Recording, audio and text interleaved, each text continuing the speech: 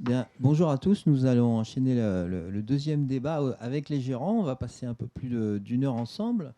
En fin de réunion, les gérants proposeront leur top 3. Donc, on s'est prêté au même exercice avec les mêmes gérants l'année dernière, avec un grand succès. Vous verrez, les performances sont assez spectaculaires. Donc, vous pourrez prendre note des idées d'investissement qu'ils proposeront. Alors, j'ai Marc Favard à ma droite, qui dirige Promépar Asset Management. Eric Blaine, qui dirige Swiss Life Gestion Privée. Et puis Daniel Tondu, qui est dirigeant fondateur de Gestion 21. Alors, on est en plein dans l'actualité de l'intelligence artificielle, puisque vous le savez sans doute, Nvidia a publié ses résultats hier soir après marché. En pré-marché, le titre hésite un peu, mais quand même, il a un parcours exceptionnel puisque le titre a gagné 240% depuis le début de l'année et il a fait un récent plus haut historique, il a gagné 16% sur un mois. Il y a une étude de Bank of America qui compare la révolution de l'intelligence artificielle générative à celle du téléphone, de l'automobile, de l'ordinateur et d'Internet. Pour eux, les courtiers sont très friands du concept d'intelligence artificielle générative. Donc, ils comparent l'essor de l'IA aux grandes révolutions technologiques qu'on a connues au XXe siècle. Mais ils précisent que, selon eux, l'adoption serait beaucoup plus rapide par le grand public. Donc les précédentes révolutions technologiques ont mis entre 15 et 30 ans pour être adoptées par le grand public. Et selon eux, l'IA générative serait adoptée entre 3 et 5 ans. Alors, ça s'est traduit dans les cours de bourse, hein, puisqu'on a eu une flambée des principaux acteurs. Alors, la première question que je voudrais poser à nos gérants, c'est est-ce que selon eux, l'intelligence artificielle générative, c'est effectivement un bouleversement des modèles économiques des acteurs et une nouvelle hiérarchie des entreprises pour l'investisseur, ou est-ce que c'est finalement simplement une bulle et une mode boursière comme on en a déjà connu dans le passé? Marc? Alors, pardon, sur l'IA, hein, donc l'IA générative, c'est une partie de l'IA. C'est pour moi les génératives, je suis pas un spécialiste, mais c'est produire aujourd'hui des contenus, soit de code, soit d'images. Euh, et derrière ça, il y a l'image de ChatGPT qui rend ces contenus où on peut poser une question, où on a une réponse très intelligible. Sur cette partie-là, pour l'instant, c'est qu'un petit segment. Pour moi, toute grande révolution, finalement, enfin, alors, on verra dans en combien de temps ça s'exécute, mais ça prend toujours du temps. Pour moi, ça touche pas tant de secteurs que ça. Alors, c'est vrai que ça touche les grandes GAFA et les grands titres en bourse qui représentent des poids considérables sur les marchés. Donc, c'est vrai que Microsoft, Google, Facebook, les 7 merveilles du monde, hein, c'est 25% des marchés. Donc, ça nous touche beaucoup parce que ça les impacte. Et la plus impactée, évidemment, c'est Nvidia, puisque c'est elle qui fait travailler les données. Donc évidemment que pour Nvidia, c'est des processeurs de calcul, c'est fantastique. Et donc c'est celle qui matérialise le plus l'avènement de l'IA. Mais quand je vois après les usages, Microsoft n'en est que jusqu'à ses débuts de proposer des applications IA de ces solutions. C'est la même chose pour Google. Donc pour moi, il y a certainement une rapidité, mais ça touche qu'une partie. Il y a plein de secteurs d'activité qui ne sont pas touchés.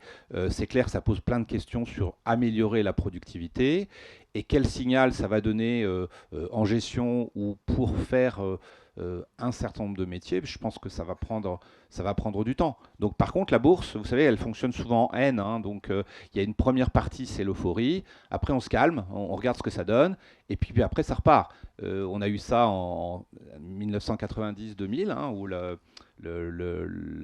vague Internet a rugi. avec des valorisations qui ont été folles. Après, on s'est calmé. Et après, on a vu les choses qui devenaient des applications très concrètes. Et d'ailleurs, avec des acteurs qui n'ont pas tous été gagnants. Donc, je pense que c'est un petit peu la même chose. C'est pour moi pas la révolution de l'électricité. Enfin, c'est certainement majeur. Mais vous voyez, l'année dernière, on a parlé de métaverse, on a parlé de Bitcoin, on a parlé de beaucoup de choses. Je crois qu'on a beaucoup d'éléments qui viennent se grouper. Je suis incapable de dire si c'est une révolution majeure. Ce que je vois, c'est que Microsoft, Google avaient besoin de calcul. Ils avaient à disposition un seul acteur en processeur qui est Nvidia. Et alors lui, ça a été très frappant quand vous regardez les chiffres d'affaires. Là, je crois qu'aujourd'hui, c'était 18 milliards le chiffre d'affaires du trimestre. Je crois que c'était 300% par rapport au trimestre précédent. Et quand vous regardez les résultats d'NVIDIA, ils sont à la fois portés par des commandes des Chinois qui ne savent pas s'ils auront les processeurs, ils pourront les acheter plus tard, et puis des besoins énormes de faire des calculs. Donc aujourd'hui, l'intelligence artificielle, pour moi en bourse, c'est trouver les acteurs, un peu les pelles et les pioches qui font des calculs, et on va passer aux applications. Et les applications, pour l'instant, c'est Microsoft, c'est Google. Je ne vous ai pas parlé de l'industrie, je ne vous ai pas parlé de la santé, mais tout ça va se mettre en place, mais progressivement. Et le sujet derrière l'IA cette année, c'est le sujet qu'on a tous comme problème en tant que gérant, c'est la performance de 7 grosses valeurs qui font beaucoup de mal aux gérants classiques, puisque s'il n'a pas ces 7 valeurs de manière forte dans ses portefeuilles, il est très contre-performant. Alors, voilà. Eric, est-ce que donc l'intelligence artificielle bouleverse les choix de valeurs que vous pouvez faire pour l'avenir? Alors, moi je suis d'accord avec Marc sur la façon dont fonctionne la bourse. C'est vrai qu'il y a des euphories et puis il y a des déceptions et les choses dans le temps en fait prennent de la valeur parce qu'on voit la valeur ajoutée émerger, mais ça prend du temps. Je vois en revanche une utilisation plus large en fait de l'intelligence artificielle dès aujourd'hui de la part des sociétés que l'on peut couvrir. L'intelligence artificielle, je retiens quelques mots, pas nouveaux, mais enfin en tout cas centraux dans cette histoire-là. Base de données, la data, c'est vraiment le centre du sujet, la data, et la qualité de cette data. L'algorithme, le programmateur qui est derrière l'algorithme, les cas d'usage, à quoi est-ce qu'on peut s'en servir, tous ces calculs, les modèles aussi, qui reviennent à peu près à la même chose de l'algorithme pour quelqu'un qui ne connaît rien, mais on parle de modèles et de l'algorithme.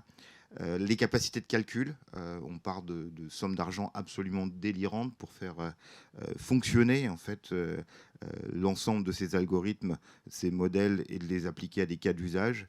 J'ai en tête que récemment, là, on n'a pas beaucoup parlé d'OpenAI, il lui faut 700 000 $ par jour pour faire fonctionner l'ensemble de ces calculs. 700 000 $ par jour. Ok. Automation. Beaucoup de sociétés vont nous parler et on en a parlé à ce panel précédent, de gains de productivité. On va voir à quoi ça peut servir ces gains de productivité, mais gains de productivité quand même. Et puis, je pense que j'ai fini ma liste, puisque j'ai parlé de programmation. Pattern aussi, on a entendu Pattern qui est repérer des façons de fonctionner, et ça s'applique plutôt à la bourse. Et donc, pour ne pas être trop long, dans tous ces mots-là, ce qui est intéressant, c'est que derrière, l'intelligence artificielle générative va être capable d'écrire donc du texte, produire du son et de la vidéo. Donc ça, c'est quand même énorme. Ça couvre un champ énorme.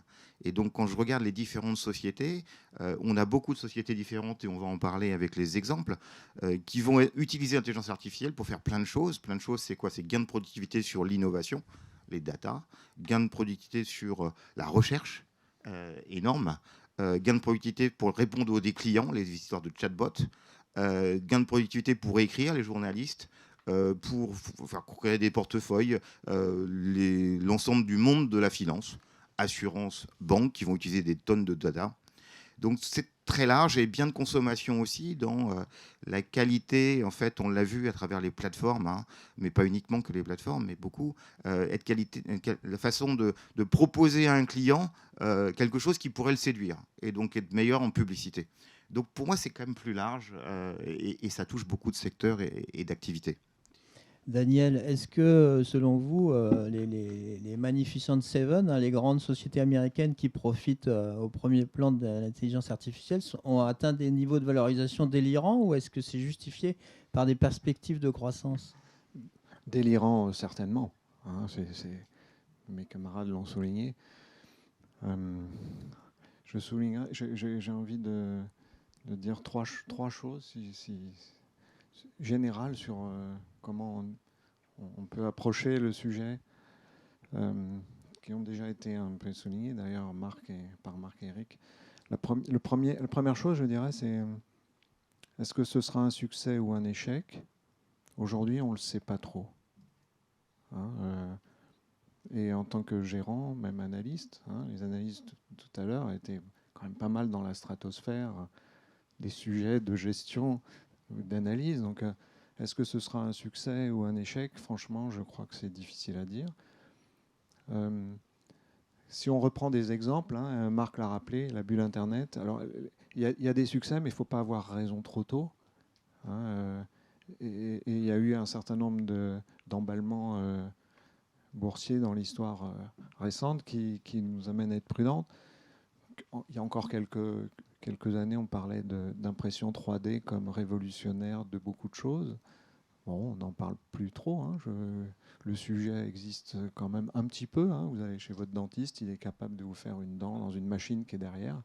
Seule chose, c'est qu'il ne le fait pas parce qu'il n'a pas les compétences. Alors déjà, il faut qu'il achète la machine. Hein. Je crois que ça coûte 50 000 €. Et il n'a pas les compétences pour le faire. Donc, ce n'est pas si simple que ça, succès ou échec. Bientôt, il y a un autre sujet sur la table pour nous, gérants analystes. Hein, c'est les médicaments coupe-faim. Hein. Vous avez peut-être vu, en parlant tu parlais, Romain, de valorisation. Hein. La première CAPI européenne, vous l'avez vu, c'est plus LVMH, hein, c'est plus le luxe, hein, c'est Novo Nordisk. Hein. Donc c'est médicament coupe-faim qui a des conséquences majeures sur beaucoup de choses, hein, sur l'alimentation globale, sur le fonctionnement de notre société. L'alimentation est un central. Voilà, donc première idée, je dirais, succès ou échec, difficile à dire. Sachant que cette idée, nous, on doit la regarder sur deux niveaux. D'abord, il y a des gens qui vont intégrer l'IA. On peut considérer peut-être que tout le monde va l'intégrer un peu ou pas beaucoup. Hein. Et puis, il y a des gens dont c'est le métier. Hein. NVIDIA, c'est le métier. Donc, c'est deux choses très différentes. Alors, la deuxième idée qu'on peut mettre en avant, je crois, c'est cette idée, ça va nous permettre de faire des gains de productivité. Ça a été un peu débattu tout à l'heure. Et de ce point de vue-là, si on l'admet, des gains de productivité, alors ça sera peut-être une très bonne chose, parce que nos sociétés, depuis peut-être 2 décennies, ont du mal à faire de la croissance. On sait aujourd'hui pourquoi. Hein, c'est pas très original. Croissance de la population faible, donc peu de croissance. Et puis des sociétés de services où les gains de productivité sont difficiles. Et donc, au total, le PIB, il progresse pas beaucoup. La table ronde de tout à l'heure nous en dira probablement plus, mais peut-être que là, on a trouvé enfin une martingale qui va permettre de faire des gains de productivité dans le domaine des services. C'est les 3/4 du PIB. Et donc, on va à nouveau pouvoir faire de la croissance. Hein, alors, et la question qu'on pourrait se poser, une question de société, est-ce qu'on veut faire plus de croissance à partir d'aujourd'hui ou est-ce qu'on veut travailler moins pour faire autant de PIB? C'est une question de société. On voit bien, la tendance est quand même plutôt d'essayer de travailler moins. Hein, je passe sur les épisodes de télétravail récents. Ça, c'est la deuxième idée. Donc, je pense que c'est une idée fondamentale, macro, hein, de savoir gain de productivité et utilisons-le comme gain de productivité. La troisième idée, je crois, en tant que non spécialiste, en tant que gérant global et non spécialiste, c'est peut-être de se dire ça touche quand même des problèmes de société majeurs. En tout cas, les problèmes qui sont soulevés sont des problèmes de société majeurs qui concernent le fonctionnement de notre intelligence collective et individuelle. Et donc ça pose des questions philosophiques fondamentales et fortes sur lesquelles il faut peut-être se pencher, un petit peu comme les modifications d'ADN, un petit peu comme les OGM, un petit peu comme la procréation assistée, qui méritent d'être posées aujourd'hui.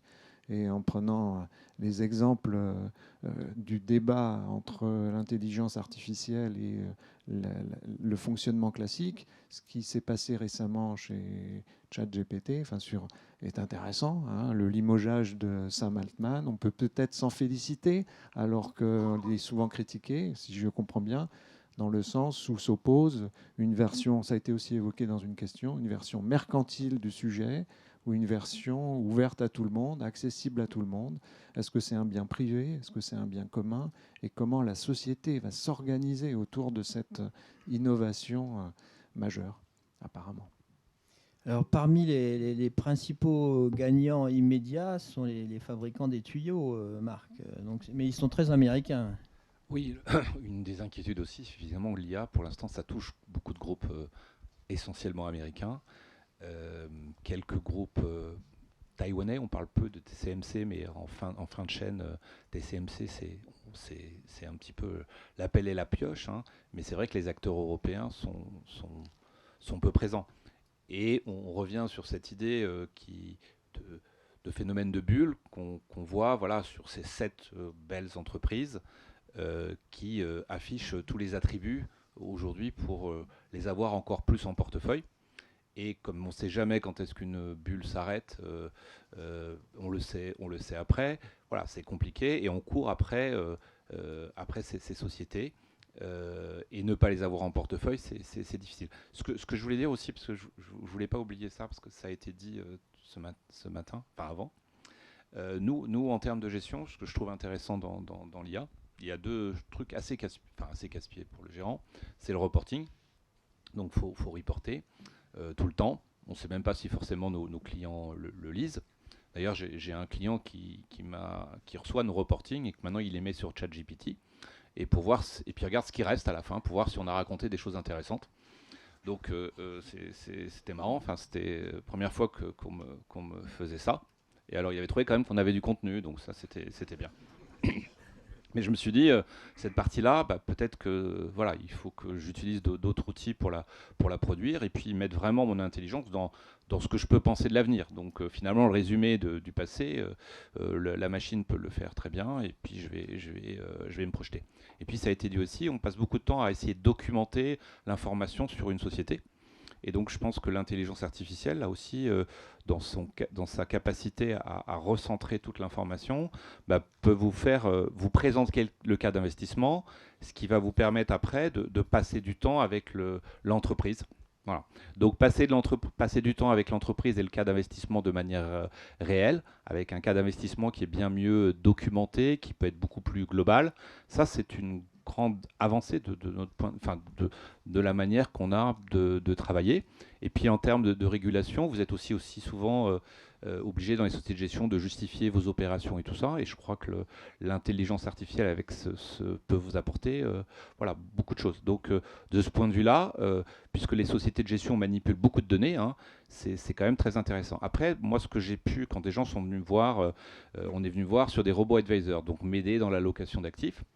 Bon, c'est des gens qui étaient venus il y a 2 ans, 3 ans, et depuis, ils n'ont pas avancé, ils ont plutôt abandonné. Donc, est-ce que les robots advisors vous aident vraiment à faire de la gestion? J'en suis pas sûr. Par contre, vous aident à expliquer la gestion. C'est parfait, les robots advisors, puisque vous êtes obligé, vous avez quand même vos produits à proposer, vous avez vos produits à bien mettre en situation avec les besoins du client. Là aussi, on a beaucoup d'avancées pour expliquer à nos clients ce qu'on fait et leur donner plus d'épaisseur. Donc ça, c'est quelque chose je trouve, de très bien.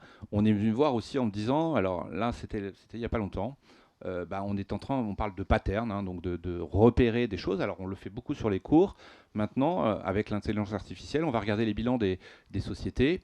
Et on a les bilans et on regarde les sociétés qui sont en situation de de fraude, de problèmes aussi. Je pense que ça va apporter beaucoup de choses aussi à l'extra-financier. Donc je vois dans mon métier quand même des aides importantes pour nous concentrer toujours sur...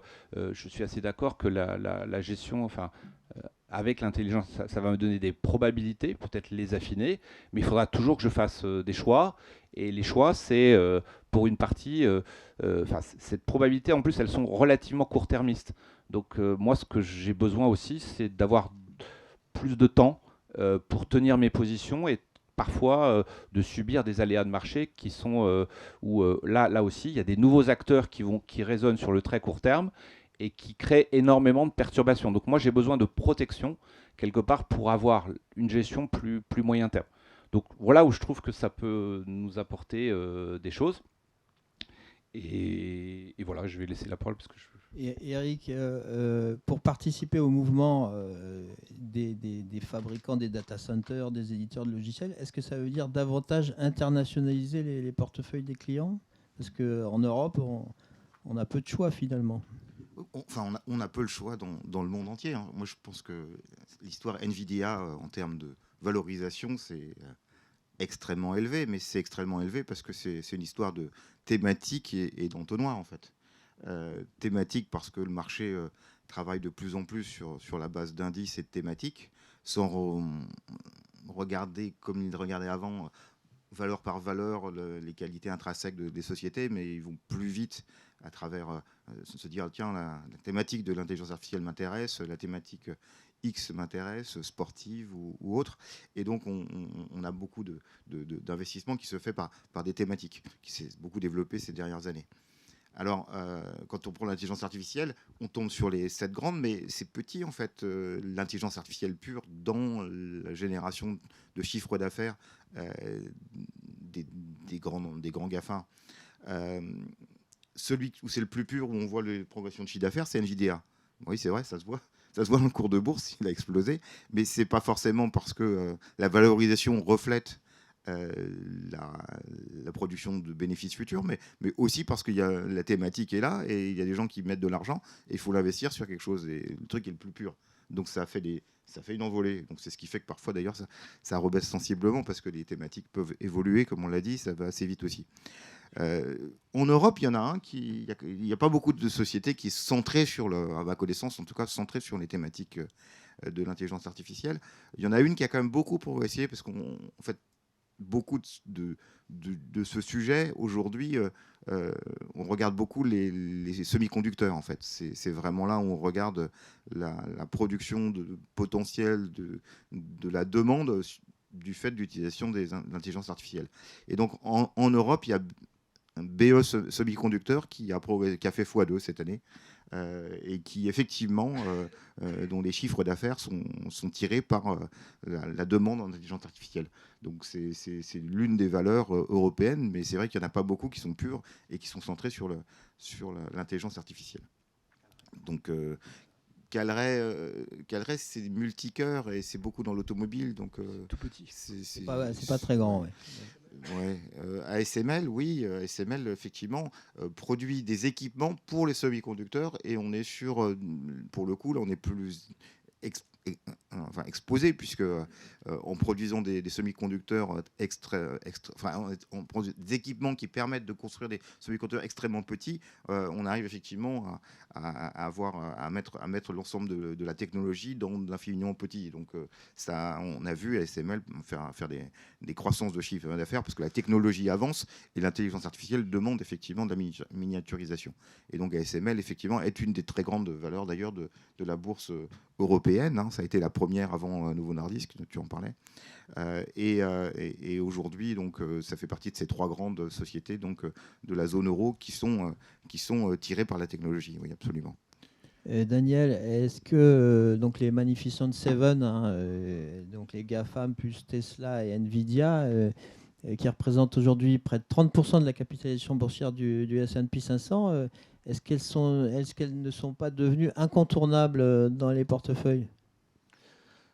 On a une opinion assez tranchée sur le sujet. Nous, on pense qu'il ne faut surtout pas y toucher. Si on veut radical. Si on veut dormir à peu près tranquille. Lorsqu'on regarde, on est surpris des évolutions même du métier d'analyse financière, qui malheureusement devient un petit peu à la remorque du marché. On l'a vu récemment dans des évolutions de pas mal d'entreprises, des analyses qui modifient leur modèle parce que les cours de bourse ont baissé de 50% ou monté de 50% sans avoir de véritable justification. Et donc, on est dans le cercle d'Éric des analystes financiers indépendants. Je pense que ce métier doit coexister avec des analystes qui sont de moins en moins indépendants du marché. Et donc, les valorisations des entreprises en question, pour nous, sont je ne dirais pas injustifiées, sont plus, au-delà de ça, sont incompréhensibles. Incompréhensibles dans l'idée qui est celle d'investir dans une entreprise qui va faire du chiffre d'affaires, qui va dégager des résultats et peut-être un jour distribuer des dividendes. Mais ces sujets-là sont renvoyés vraiment tellement loin qu'ils ne nous semblent pas abordables dans un portefeuille digne de ce nom. Voilà. Alors c'est notre style de gestion aussi. Hein.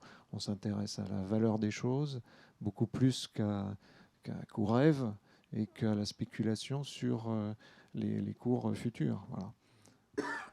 Marc, vous êtes d'accord avec ce point de vue-là? Il y a quand même de la croissance Oui, moi je suis moins embêté par la valo instantanée quand vous regardez les GAFA. Alors c'est sûr que Nvidia est au-dessus, Microsoft, vous avez Google, Facebook, mais vous prenez Google, ça se paye 22 fois. Donc le problème, c'est le monopole et la part de marché qu'ils ont. Est-ce qu'on va, le vrai sujet, c'est est-ce qu'on va les taquiner et les embêter parce qu'elles ont des parts de marché partout. Donc la valo aujourd'hui, c'est pas vraiment un sujet. Elles ont beaucoup de cash, la hausse des taux d'intérêt, elles en profitent. Vous avez vu le part de la gestion passive, donc de plus en plus les gérants n'arrivent, enfin les investisseurs constatant que les gérants ont du mal à performer, vont de plus en plus vers les indices, vers les grosses tailles. Donc pour l'instant, on est dans ce phénomène. Et donc moi, je vois des gérants américains très talentueux qui, eux, ont décidé de toute façon de ne pas être absents de ces valeurs-là, même s'ils les aiment pas toutes. Donc on est dans cette situation. Et dites-vous bien l'année prochaine si peut-être qu'on est dans une phénomène de bulle maintenant qui dure sur ces 7 ou 8 valeurs depuis 8 ans. Mais si l'année prochaine, les projets de CAPEX d'investissement repartent avec des taux qui se calment, ces valeurs-là restent quand même très attractives. Donc les seules raisons qui peuvent un petit peu les chatouiller, c'est le fait qu'elles prennent tout, quoi, l'anticoncurrence de ces sociétés où elles s'entendent quand même les unes entre elles, et qu'on change un peu ce système avec des séries de procès dans lesquelles elles résistent très très bien. Et peut-être aussi parce qu'à un moment, tout le monde les a, quoi, ou tout le monde les a dans les portefeuilles. Donc vous savez, généralement, une bulle, hein, c'est le marché qui commence à baisser, puis après on trouve des raisons. Pour l'instant, c'est compliqué. Quand on les a pas, on souffre énormément.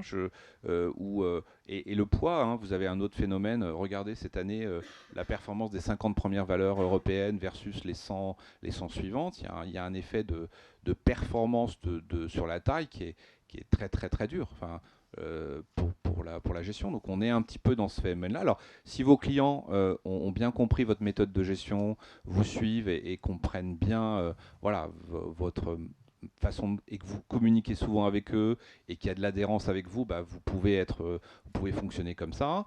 Si vos clients regardent tous les trimestres vos portefeuilles, vous êtes loin d'eux, ils vont regarder, acheter des trackers, quoi, hein. On est un petit peu dans ce phénomène-là. Alors peut-être parce qu'on en parle tout le temps, on va peut-être y arrêter. Peut-être que l'année prochaine, les choses vont s'inverser.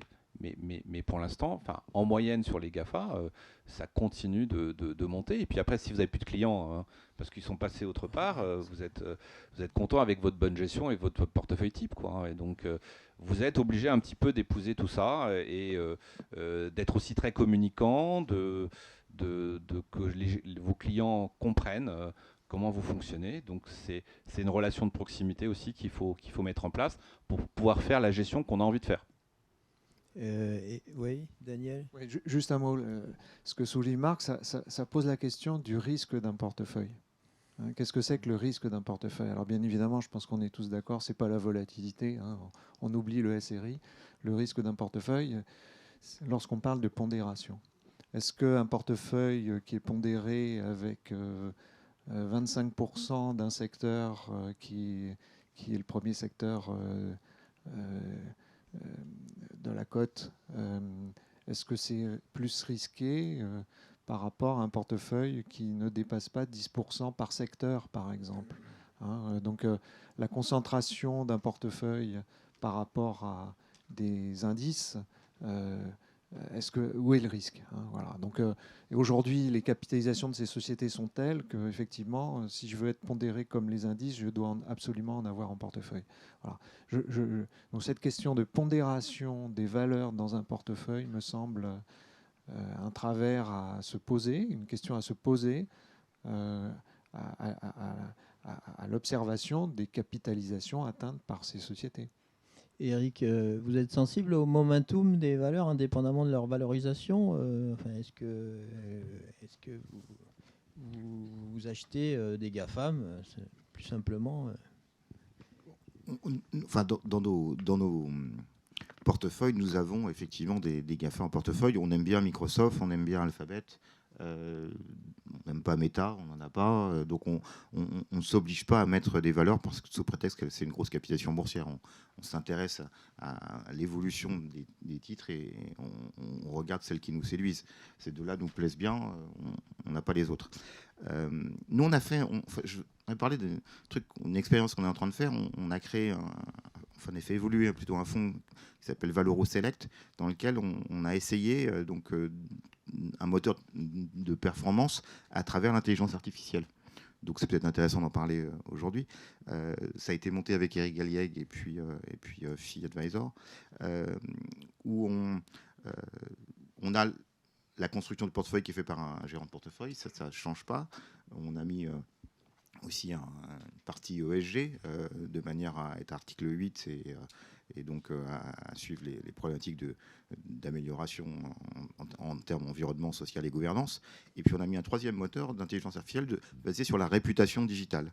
C'est-à-dire qu'à l'aide de l'intelligence artificielle, de l'utilisation, de la capacité de traiter des masses de données donc sur un univers d'investissement de la zone euro, de regarder finalement dans ce qui est publié dans les requêtes de Google, hein, pour faire simple, et puis les forums d'activité et les publications. L'intelligence artificielle récupère en fait l'ensemble de ces données, par le moteur d'intelligence, regarde les mots-clés pour savoir si finalement l'information est positive pour la société, négative ou neutre. Et puis de cela, on en fait deux choses. D'abord, un tableau historique pour regarder si l'information devient plus positive ou se dégrade. Et puis on regarde aussi le niveau d'activité. Est-ce qu'il y a beaucoup d'activité en même temps que l'amélioration, les mots semblent dire que les choses s'améliorent, ou inversement, ou est-ce qu'il n'y a pas du tout d'activité et c'est juste un bip comme ça. Et donc on est en train de tester ça. C'est pas inintéressant. Pour l'instant, c'est pas exceptionnel non plus, hein. Il y a des choses qui se révèlent, il y a des choses qui veulent rien dire du tout. Mais on est en train de tester ce genre de choses. Donc on essaie nous aussi à notre petit niveau, hein, de voir ce que peut donner l'intelligence artificielle comme moteur de performance, pas comme l'essentiel, hein, mais comme un des moteurs. Et donc aujourd'hui, on avance là-dessus. Ça fait maintenant 3 ans. On commence à avoir un track record. C'est pas inintéressant, franchement, c'est pas inintéressant, mais c'est pas non plus une panacée au point où on en est. Et on a externalisé ça parce qu'effectivement, ça demande des moyens de récupération de data et de tri qui, pour le coup, demandent à externaliser les choses. On n'aurait pas pu le faire en interne. Alors, on a parlé des fabricants et notamment des géants américains. Est-ce qu'aujourd'hui, on est capable d'identifier en aval, donc on a évoqué l'usage de l'IA qui est susceptible de générer des gains de productivité. Est-ce qu'en aval, on est capable dans chaque secteur d'identifier les futurs gagnants et les futurs perdants, Marc? À chaque fois qu'une société parlait, il y a 3-4 mois, de dire de l'IA, c'était magique, hein. Donc, je me rappelle Capgemini, il y a 1 an et demi, il disait l'IA, non. Puis à un moment, il s'est dit, je vais quand même en parler et je vais embaucher tant de personnes. Donc aujourd'hui, il y a quand même une résonance. On attend que toutes les sociétés communiquent là-dessus, même si elles n'ont pas forcément encore des vrais sujets d'usage. On nous en parle tous, c'est vrai, en productivité, et c'est vrai que c'est quelque chose de très bon de matière macro si l'IA améliore la productivité, mais aujourd'hui, je pense que dans tout ce que je vois en bourse, la réalité en bénéfice ou la réalité de vraies applications, pour l'instant, je le vois que dans Microsoft ou dans Google qui expliquent que, voilà, par rapport aux produits qu'ils fournissent aujourd'hui, ils ont des ajouts d'IA qui viennent se greffer. Après, c'est une mécanique pour moi que tout le monde va prendre en main. C'est d'une duration longue. Les sujets de productivité, les sujets, on parlait beaucoup de formation, de savoir utiliser tous ces outils pour faire des gains de productivité, ça va prendre du temps. Donc je pense que c'est ça, on parle de 4-5 ans et d'identifier des perdants, des gagnants. Non, je pense qu'à l'échelle de chacune des sociétés, c'est de profiter de tous ces outils pour aller plus vite. Bon, c'est sûr qu'on nous a parlé que les radiologues allaient être menacés parce que finalement l'IA ferait une analyse sur les images qui serait bien meilleure. Donc on sent qu'il y a des métiers un petit peu plus à risque. Voilà, pour l'instant, on a tout posé sur la table. Et je pense qu'on prend du temps. On a découvert, par exemple, que l'IA, finalement, avec ce qui s'est passé ce week-end, c'est quand même, il y a 1000, 1500, 2000 personnes dans le monde qui sont vraiment sur l'IA. ChatGPT, c'est 800 personnes, c'est ça. Et il y en a 600 qui voulaient se barrer, qui sont prêts à partir. Donc on voit que tout ça va prendre quand même du temps, que c'est relativement concentré, que c'était important, je pense que c'était un relais important pour certaines sociétés, voilà, mais que la réalité dans les chiffres d'affaires, elle n'est pas présente. Les menaces, elles sont peut-être pour tout le monde, si on n'utilise pas les gains de productivité que va apporter l'IA. Donc là, c'est vraiment pour moi un champ d'investigation intéressant, que ce soit pour une petite société ou une grosse. Peut-être aussi sur l'IA, on va voir arriver des acteurs qui vont être quand même des menaces importantes pour les gros et menacer les 7 merveilles du monde, mais qui, pour moi, aujourd'hui, sont très monopolistiques sur leur marché, et c'est ça leur grande force aujourd'hui. Eric, pour l'instant, c'est d'abord des CAPEX, l'IA, pour les les sociétés utilisatrices. Oui, c'est beaucoup de capex, on a vu, hein, ça coûte extrêmement cher, c'est clair. Mais c'est aussi les capex qui font le chiffre d'affaires de demain, c'est l'innovation et les révolutions technologiques qui font avancer les choses. Et on voit bien quand même des utilisations aujourd'hui de l'IA nombreuses. J'en ai parlé tout à l'heure, je ne reviens pas dessus. Donc ce n'est pas que du capex aujourd'hui. C'est pas abouti encore, loin de là. On est en pleine effervescence. Mais les chiffres d'affaires. Alors c'est difficile de distinguer aujourd'hui qu'est-ce qui est exactement issu du chiffre d'affaires de l'intelligence artificielle. Mais on voit bien quand même des résultats sur Amazon, tout le monde connaît. On vous propose, puisque vous avez lu ça, vous pourriez peut-être aimer ça. Sur Netflix aussi, on le voit quand même. Donc c'est pas que du capex, parce que pourquoi est-ce qu'on va sur Amazon et pourquoi est-ce qu'on va sur Netflix? Pas uniquement pour ça, mais n'empêche que ça donne des idées. Et finalement, lorsque le soir on arrive devant sa télé, on a regardé les chaînes publiques et on se dit bon, il n'y a rien. Ok, ça c'est fait. Ensuite on se branche Netflix, bon ça j'ai vu, et qu'est-ce que je peux faire? Ah bah tiens, il me propose ça, pourquoi pas? Et finalement c'est ça le début, hein. Et c'est pas que du capex, c'est déjà des utilisations.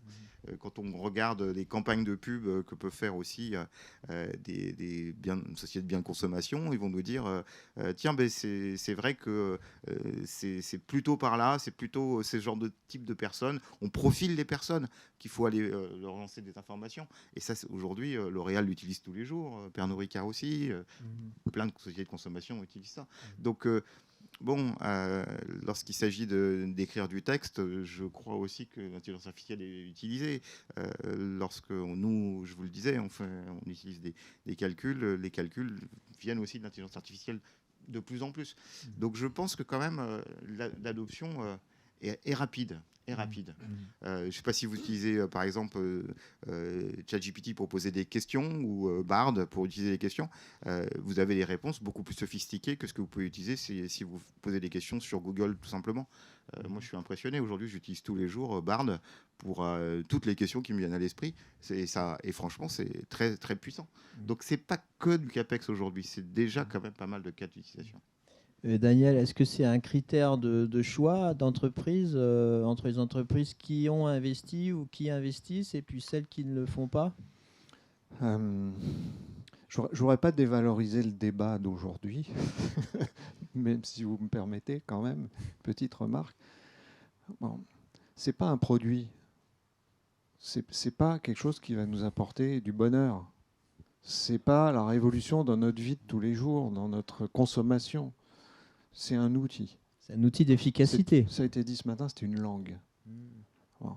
Donc ça va améliorer les choses, ça va permettre de faire les choses nouvelles, beaucoup plus performantes peut-être, mais je ne pense pas que ça révolutionne notre vie. Alors, ça a des conséquences fondamentales, comme je l'ai dit tout à l'heure, parce que ça modifie le fonctionnement du cerveau, ou ça a une vocation assez forte d'un point de vue sociétal. Ça, je le reconnais. Donc là, il y a des questions éthiques importantes qui se posent.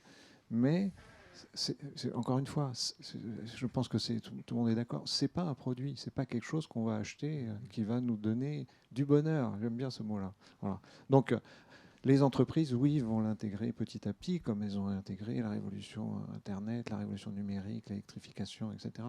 Donc, il va y avoir des changements pour toutes les entreprises. Hein.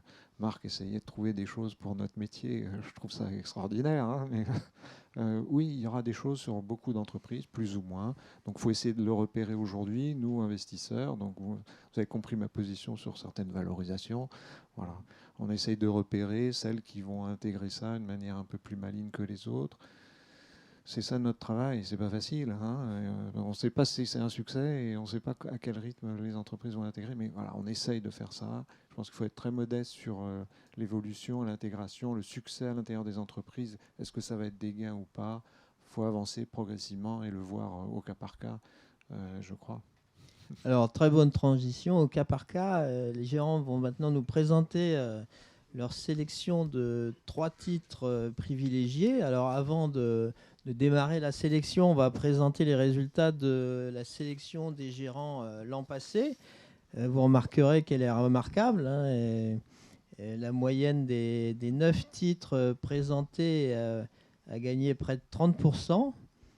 Pour un indice Eurostock 50 qui a fait 13,5% en équi pondéré. Donc on a fait beaucoup mieux que les indices. Alors on va commencer avec Marc. Donc Marc, première valeur, Alstom. Oui, alors, juste parce que j'ai un devoir de suivi. Donc l'année dernière, j'ai recommandé 3 valeurs. Donc c'était l'idée, 3 thèmes et 3 histoires spécifiques.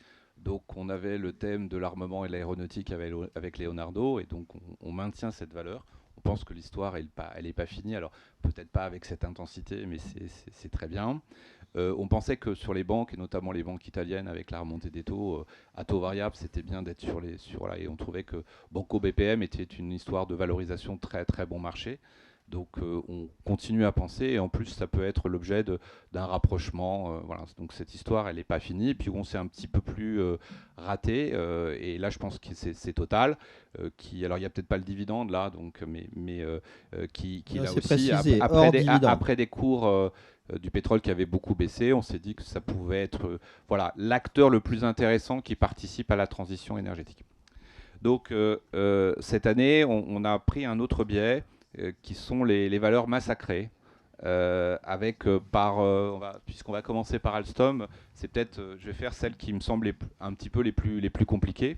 Alors Alstom, ce qu'il faut intéressant, c'est de regarder le graphique en haut à droite, hein, où vous avez en bleu le cours. Donc c'est un titre qui a été au plus haut à 43, qui aujourd'hui vaut 12,13, donc qui s'est effondré. Donc là, on a bien la définition d'une valeur massacrée, enfin qui s'est craché.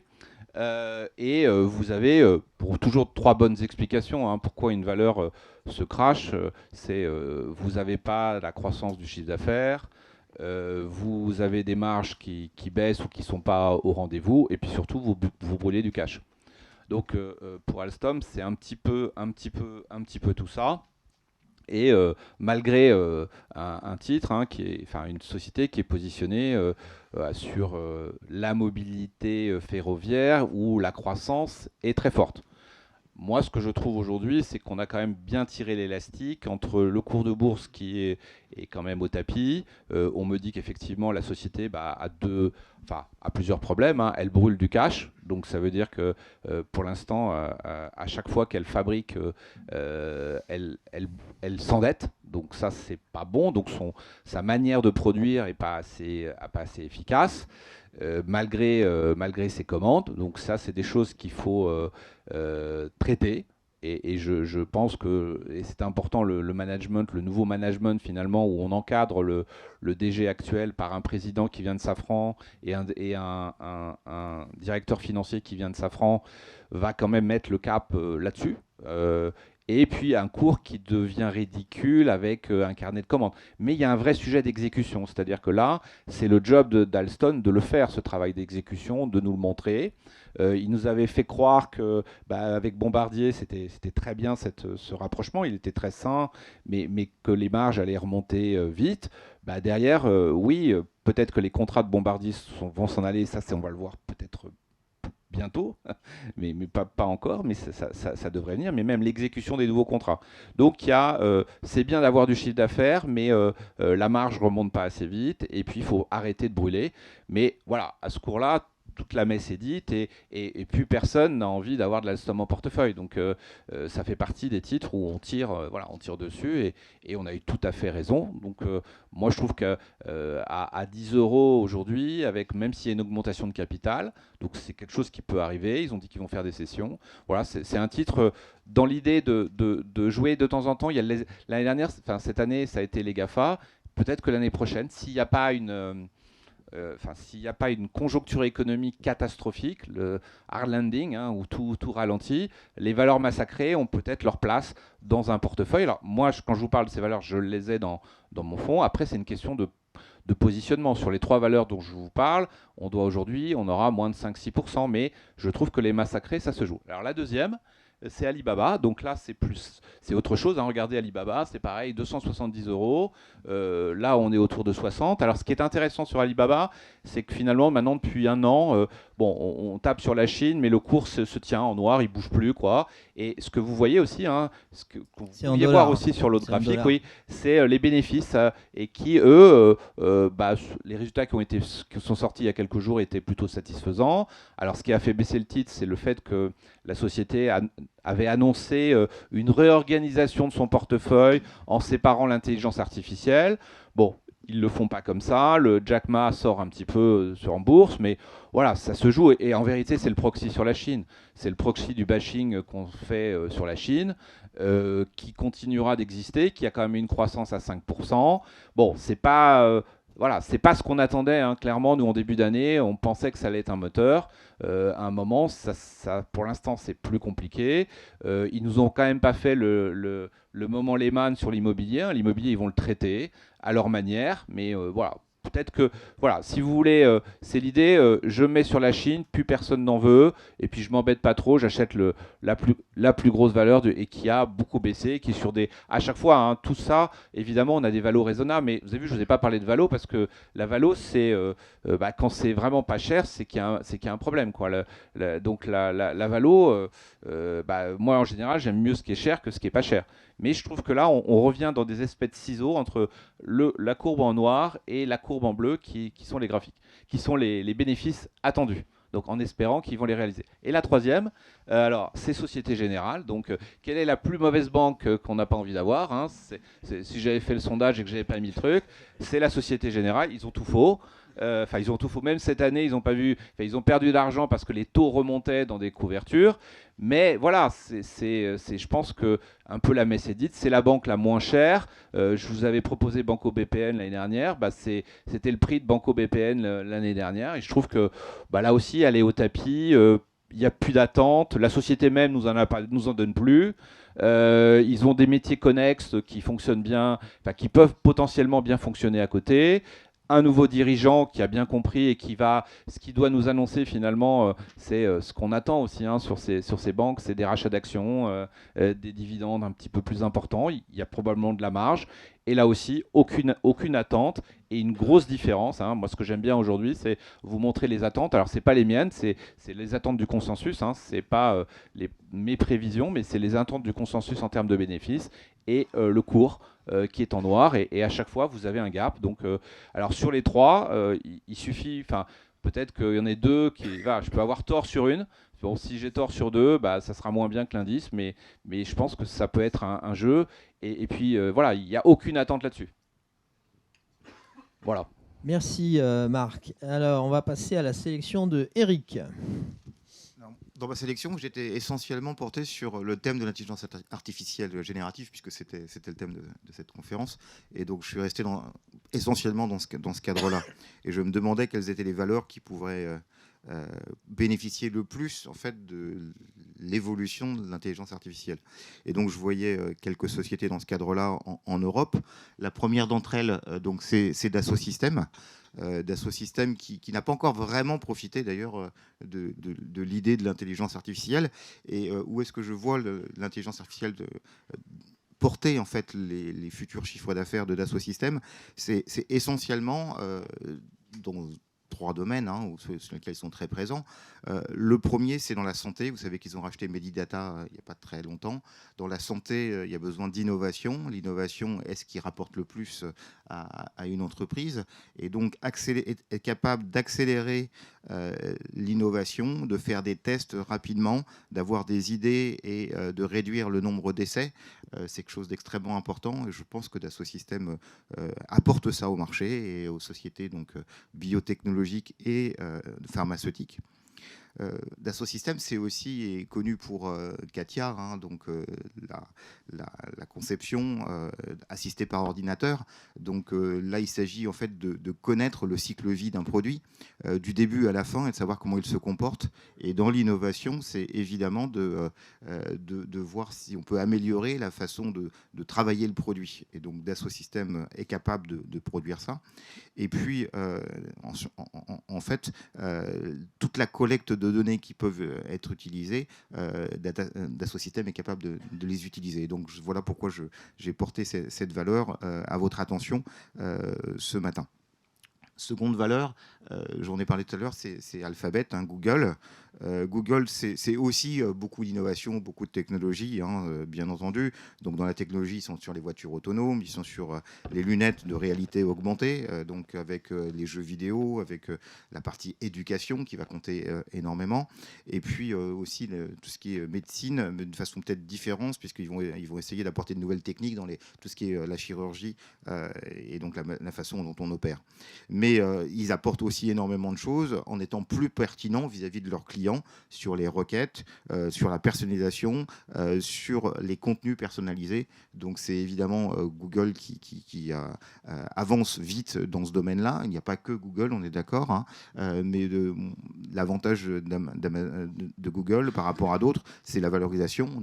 Marc l'a dit tout à l'heure, on est sur des PER de 20 fois, ce qui est raisonnable, on va dire, par rapport à un marché et par rapport à un ensemble de sociétés possibles dans ce secteur-là. Donc voilà la seconde valeur dont je voulais vous parler. Et la troisième, pour vous montrer à quel point on est large sur l'idée de l'intelligence artificielle, c'est Pernod Ricard. Donc là, forcément, on est dans les biens de consommation, on est d'accord. Et Pernod Ricard, en fait, est quand même... Ça fait plaisir parce que les valeurs européennes, tout comme L'Oréal, sont quand même en avance sur l'idée d'intégrer l'intelligence artificielle dans leur façon de fonctionner. Et donc, l'année dernière, aux États-Unis, vous savez que Pernod Ricard était assez en retard sur les parts de marché aux États-Unis. Et donc, pour réintégrer Absolut, qui est leur vodka premium, ils ont utilisé des techniques d'intelligence artificielle pour aller cibler des catégories de clients spécifiques pour leur amener la publicité donc adéquate.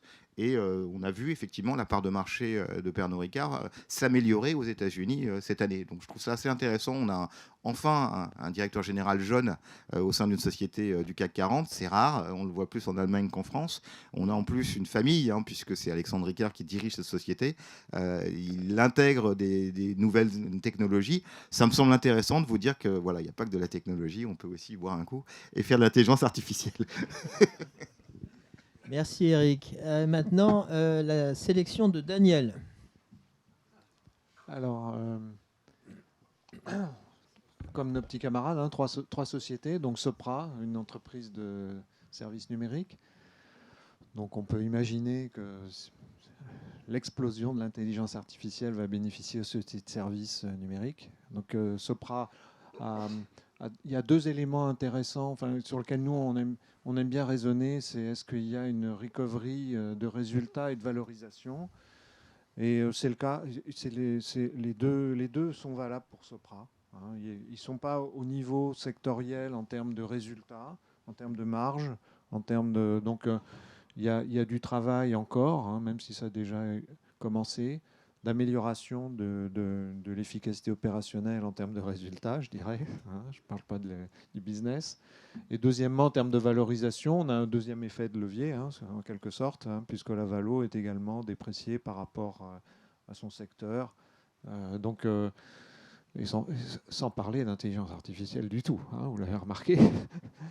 Voilà, donc c'est une reco, c'est une société qu'on aime bien depuis très longtemps. Ça, c'est la première valeur.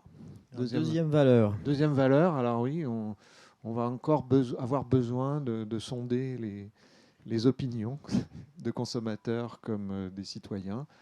Donc on croit plus que jamais à la société d'études. Voilà, et donc Ipsos nous semble très bien placé sur ce sujet-là. Là, la recovery des résultats, c'est plutôt sur le chiffre d'affaires. Hein, on est plutôt à un point bas chiffre d'affaires en termes de croissance, alors que c'est une croissance normalement un peu supérieure au PIB. Hein, c'est un métier qui progresse dans le PIB. Les besoins sont liés au PIB.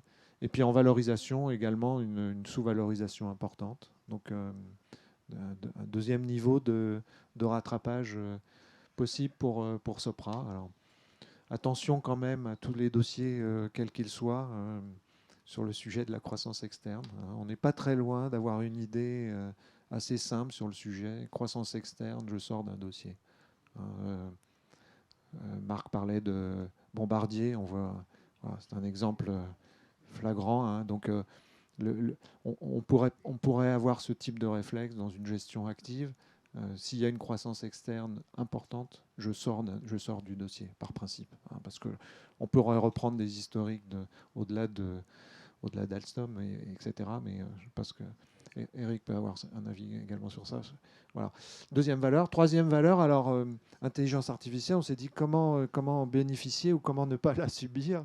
Donc c'est de choisir un dossier qui justement n'est pas du tout affecté par le sujet, hein, donc qui est à l'opposé. Donc là, on est assez tranquille en disant si ça explose, au moins cette boîte-là, elle ne sera pas concernée. Bon, elle fabrique des tubes, hein, pour l'industrie. Alors elle n'est pas très ESG au sens des classifications habituelles, même si elle essaye de fabriquer des tubes avec un peu moins de carbone d'année en année pour leur fabrication. Voilà. Donc ça, c'est un dossier très déprécié historiquement, que les gens n'ont pas en portefeuille pour des raisons de traumatisme historique. Et donc peut-être qu'un jour ils reviendront dessus. Alors les valorisations, si on prend son petit camarade Tenaris, compétiteur majeur, sont très dépréciés. Donc la boîte a un management qui a changé et qui donne beaucoup d'espoir sur la perception de l'entreprise. Il lui manquerait presque plus qu'à changer de nom pour vraiment faire une table rase du passé.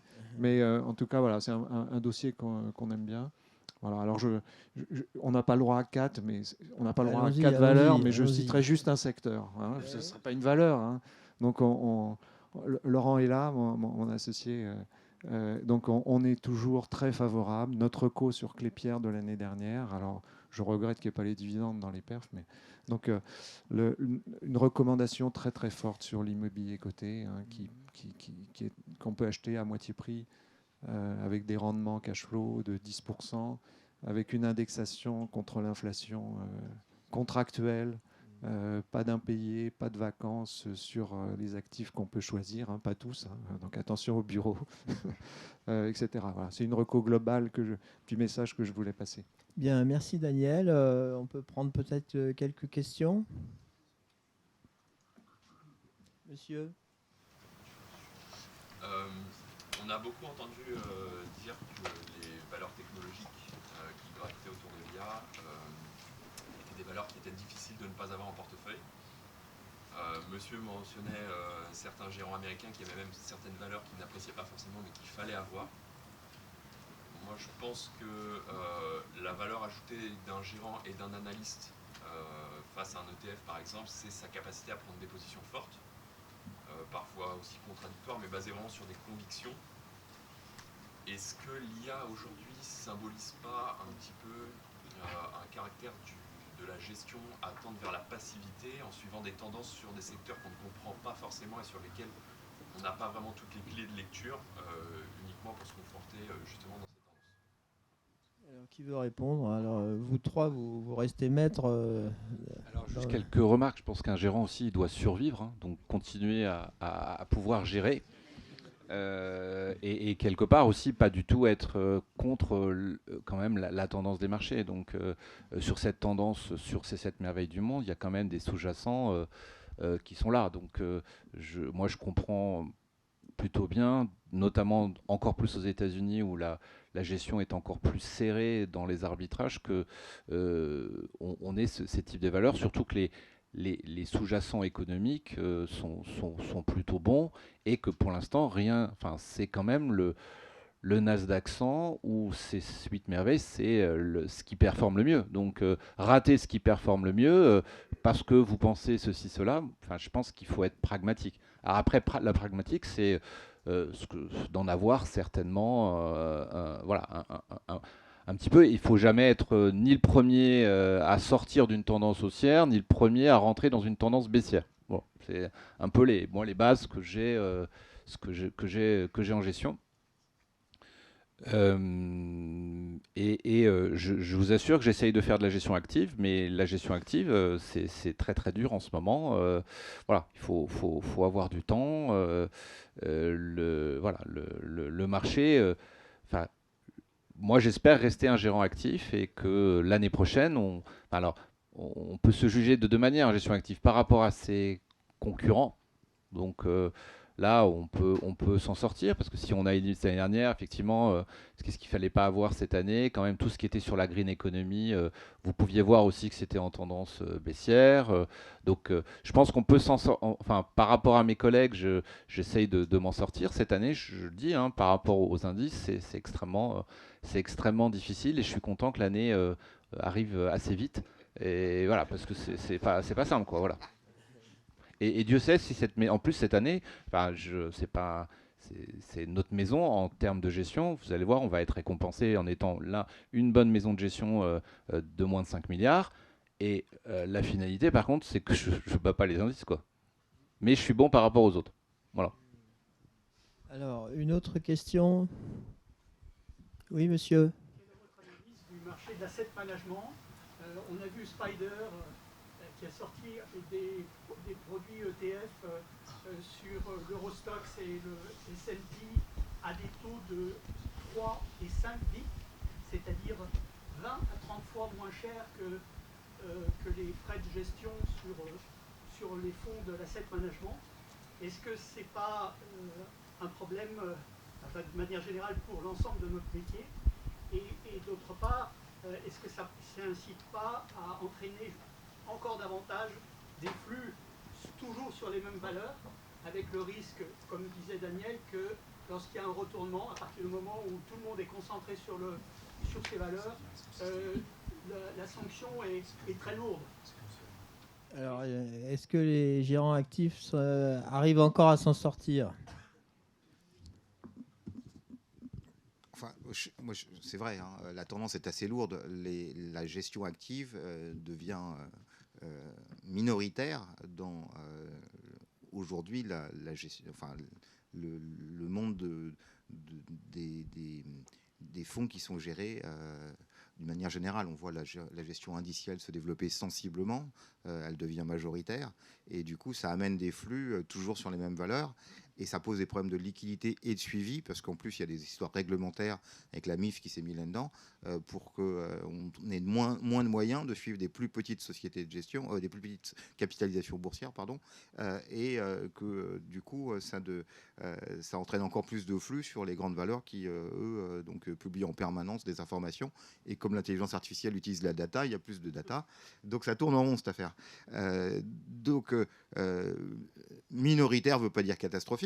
Hein, il va rester des bonnes gestions actives, et ces bonnes gestions d'actifs vont trouver des dossiers intéressants, vont expliquer la façon dont ils fonctionnent, et ça séduira peut-être moins de monde, et ça sera peut-être plus cher, mais en tout cas il y aura certainement un retour sur investissement plus intéressant sur le long terme. Toujours pareil, une année c'est compliqué, une autre année on ne sait pas, mais sur le long terme ça devrait apporter de la valeur, parce que ceux qui resteront auront évidemment donc une technicité du marché qui va intéresser, et qui seront positionnés sur des niches, puisque ça deviendra, c'est déjà minoritaire. Et Daniel l'a dit, il y a le biais de concentration, évidemment, sur les indices très concentrés. Enfin, ça devient, il y a des biais sectoriels qui deviennent forts. À côté de cette gestion active, traditionnelle, il y a une autre gestion active très court-termiste. Donc en ce moment, quand vous associez le passif, la gestion passive plus le court-termiste sur des signaux là d'intelligence artificielle, parce qu'on voit bien, il y a un chiffre qui bouge de quelques centimes, et je ne sais plus, c'était les chiffres d'inflation qui montraient que finalement, on a baissé juste de 0,1, mais tout de suite se sont organisés dans la microseconde des opérations en disant le risque de récession est moins fort, donc on achète les baskets pro, moins pro-récession, et on vend, Les paniers.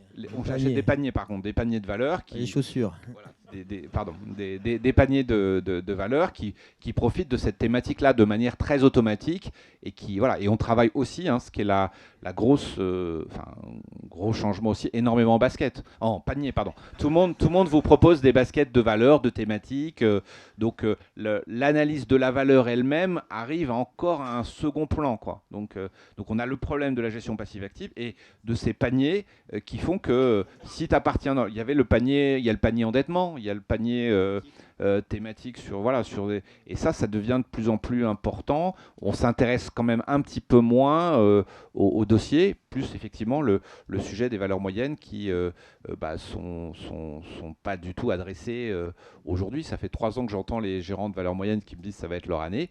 Je leur souhaite, mais c'est pas, on n'y est pas encore là. Daniel. Oui, notre business évolue avec cette image dans le mauvais sens. Peut-être oui, peut-être non. Je dirais dans toutes les activités, il y a du low cost. Il y a une place pour le low cost.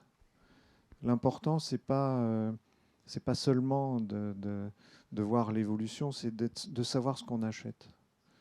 Et je crois que le contenu des gestions est différent selon les cas. Et cette différence n'est pas mise en avant suffisamment. On a des indices de comparabilité. On parlait du SRI sur soi-disant les risques, etc. On pourrait avoir on a des labels. On a un beau label ISR qui classifie un peu les choses, qui est un début, etc. Il n'y a pas de classification en termes de contenu de gestion, en termes d'emploi, en termes de documentation, en termes de justification d'investissement. Ça n'existe pas. Et donc, les agences de notation des fonds, dans le fond, sont assez pauvres parce qu'elles comparent des performances.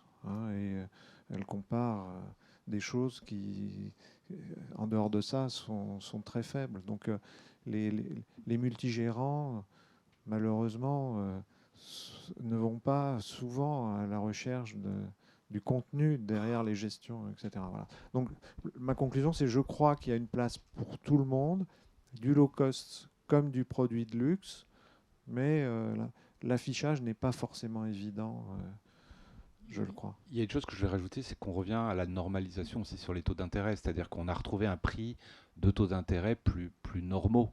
On a vécu une grande baisse des taux d'intérêt qui influait aussi beaucoup les méthodes et les choix d'entreprise. Une bonne nouvelle quand même aujourd'hui, c'est que peut-être que les taux d'intérêt d'abord sont positifs. On a des taux courts, on peut acheter toutes les classes d'actifs. Hein. L'année dernière, on était à vous dire il n'y a pas d'alternative aux actions. Et maintenant, vous pouvez investir sur le monétaire, sur l'obligataire. Les différentes classes d'actifs ont un prix et une rémunération.